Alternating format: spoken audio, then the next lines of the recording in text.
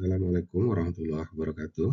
Pada kesempatan ini saya akan memaparkan satu presentasi dengan judul Beyond Automation, Strategi Indonesia Membangun Rantai Pasok Cerdas dengan AI dan Analitik Data.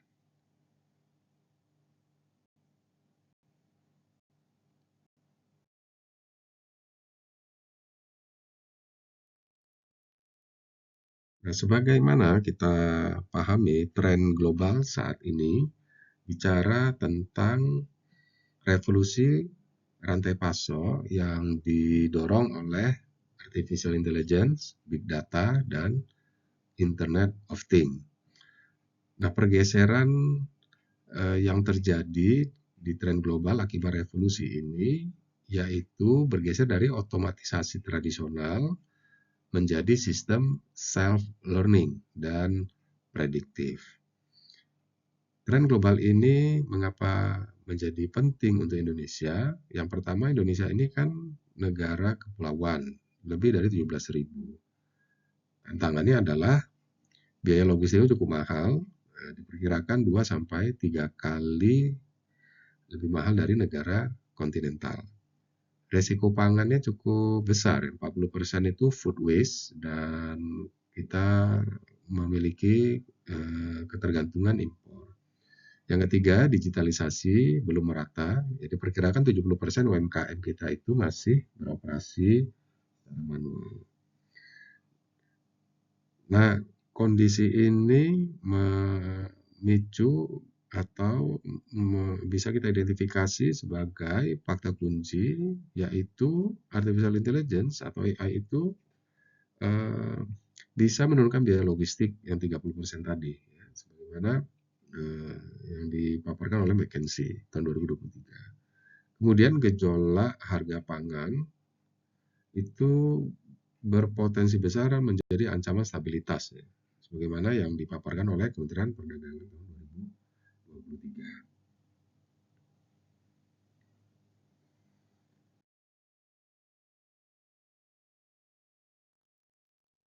Pertanyaan besarnya adalah bagaimana Indonesia bisa membangun rantai pasok cerdas berbasis AI.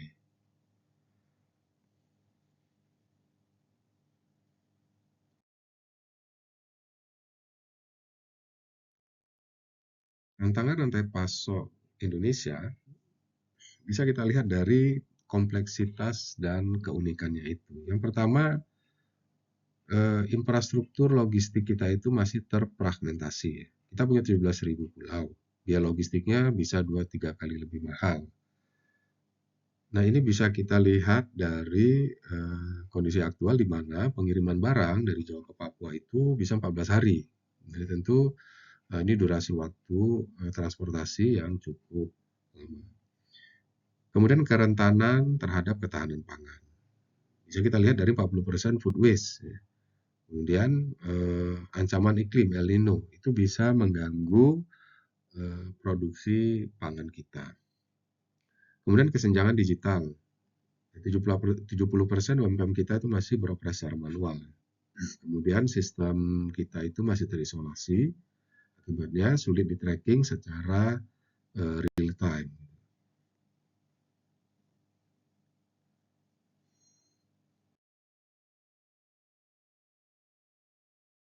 Lalu bagaimana revolusi artificial intelligence AI dan analitik data bisa kita manfaatkan dengan baik sehingga pengelolaannya bergeser dari prediksi sampai dengan aksinya. Pertama kita bicara prediksi cerdas. Di Hypermart, AI itu digunakan sebagai alat untuk menganalisis data pada bulan Ramadan, ternyata mampu menurunkan overstock ya sampai dengan 20%. Stock out-nya bisa sampai 15%. Nah, di sisi logistiknya itu menjadi lebih dinamis. Kita bisa lihat JNT Express itu ternyata mampu mengoptimalkan rute secara real time. Manfaat yang mereka peroleh adalah bahan bakar bisa lebih hemat, ya, sampai dengan 12%. Dan ternyata ini juga meningkatkan kepuasan pelanggan sampai dengan 25% peningkatan kepuasan pelanggan. dari operasional logistik yang jauh lebih dinamis. Dari sisi manajemen resiko, ternyata pupuk Indonesia itu mampu mendeteksi gangguan global itu dengan akurat, sehingga manfaatnya bisa memitigasi karena 2 minggu lebih cepat dari kejadian ancaman gangguan global tadi. Dan pertanian presisi, ini misalkan di startup, Tani Hub itu menggunakan Internet of Things plus prediksi panen ternyata memberikan manfaat yang cukup besar. Produktivitas tanaman itu, sawah itu meningkat 25%. Waste-nya bisa turun sampai 30%. Tentu nilai yang sangat fantastis ya.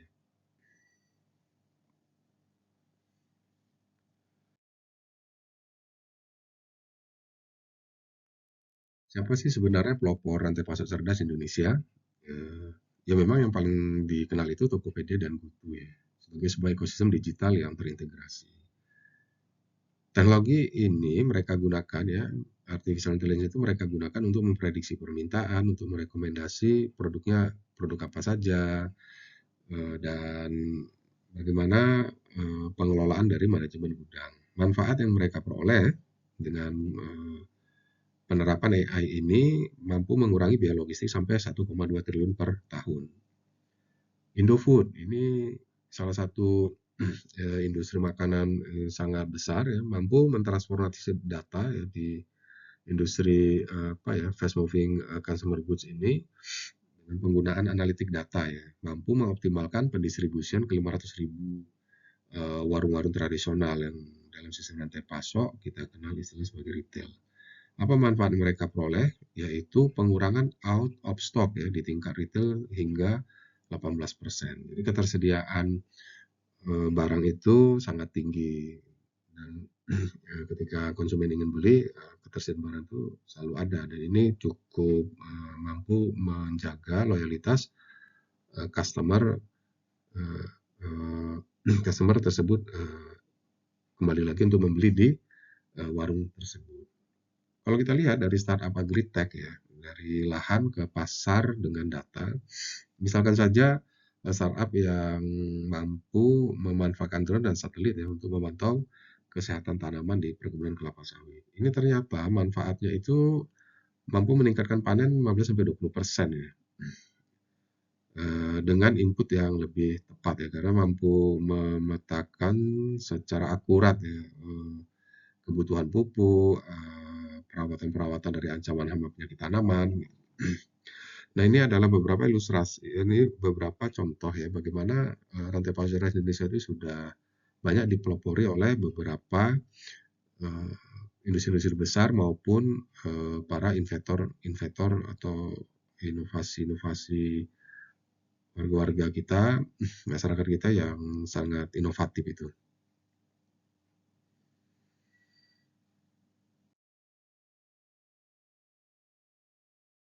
Apa yang menjadi tantangan utama? Yang pertama, kesenjangan infrastruktur digital kita ya.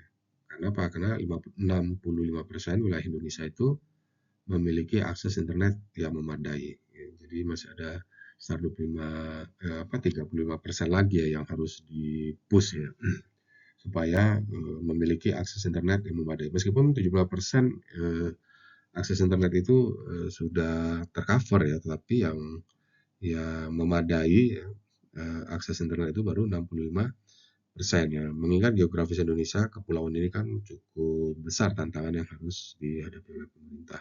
SDM AI kita itu masih terbatas ya. Diprediksi oleh Kemenkom Info 5 tahun ke depan itu kita lebih dari 50.000 ya, lebih dari 50.000 ahli data atau ahli AI yang kita butuhkan kalau kita ingin membangun sistem cerdas, smart system di berbagai macam sektor termasuk di sektor manajemen rantai pasok. Regulasi dan standar data ya. Ini belum ada nih ya kerangka kebijakan nasional ya, untuk berbagi data antar pemangku kepentingan.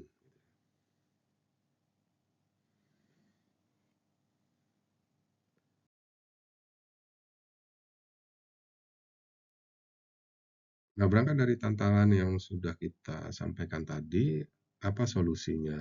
Yang pertama dari sisi pemerintah. Pemerintah perlu ya membuat data sandbox ya untuk uji coba AI di logistik dan pertanian. Swasta sendiri kita harapkan mampu atau serius berinvestasi dalam AI as a service untuk operasional UMKM kita.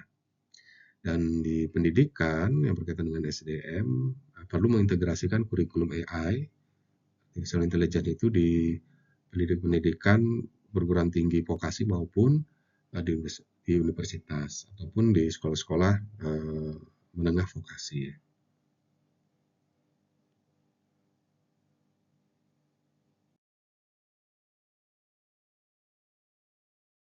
Kesimpulannya, masa depan rantai pasok Indonesia itu bahwa AI dan analitik data itu bukan sekedar alat efisiensi, tetapi menjadi senjata strategis. Yang pertama untuk mengurangi ketergantungan impor pangan, karena kemampuan prediksi cerdas tadi ya. Kedua, mampu memangkas biaya logistik hingga 30%. Jadi logistik dinamis tadi, pengelolaan, optimasi rute, pemantauan secara real time, dan ini pada akhirnya bisa meningkatkan daya saing regional kita ya, karena kita mampu memanfaatkan AI dan data dengan tepat.